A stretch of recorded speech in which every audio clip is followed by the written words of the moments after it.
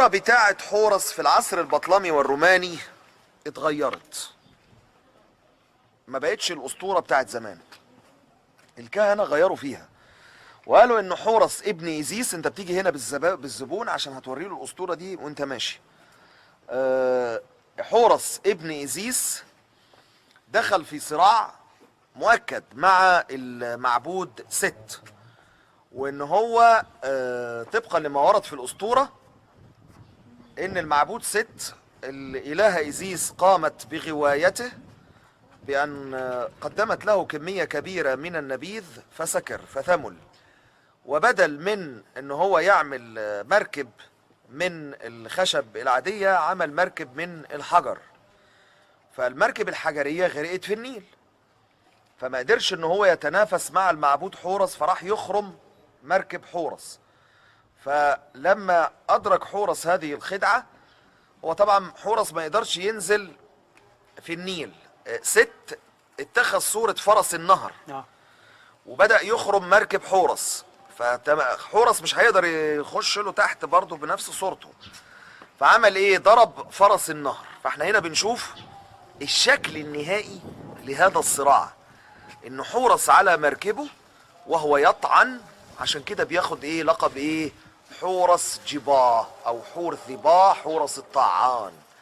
جباه تحولت الى ثباه، ومنها الى تباه، ومنها الى تبو، بعد كده ايتبو بالقبطي ايتفو، تحولت بالعربي الى ايدفو، وبالتالي حورس الادفوي يعني معناها حورس الطعان.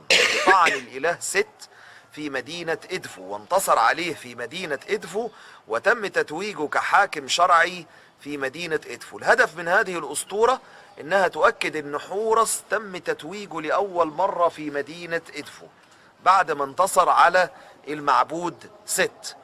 دي محتوى الاسطورة الاولى. لكن في اسطورة تانية اللي هي احنا قلناها في اول المعبد، بتاعت حورس البحدتي، اللي ملوش دعوة بحورس ابن ايزيس. حورس البحدتي ده حورس الشمسي، حورس ابن ايزيس ده حورس الاوزيري.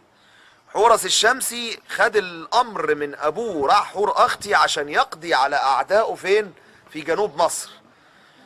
حورس الشمسي او حورس البحدتي هيتصور هنا في الصف الثاني، وحورس ابن ايزيس هيتصور اسطورته تحت في الصف الاول. تعال نشوف. هتلاحظ هنا يا شباب اهو، تعال. اول مرحله هنا بيظهر المعبود حورس مع الالهه ايزيس في مركب واحده، وبياخد لقب جباه الطعان مع الملك المصري، وهم بيطعنوا المعبود ست. بقى الناس بتقول لك ان هو فرس نهر، وبعض الناس بتعتقد ان هو خنزير صغير، وماسكين في ايديه السلسله عشان بعد ما يطعنوا الطعنه الاولى يبتدي يقيدوا. هنلاحظ ان في هذه المشاهد ضرب المعبود ست في شكل فرس النهر 10 مرات، وفي كل مره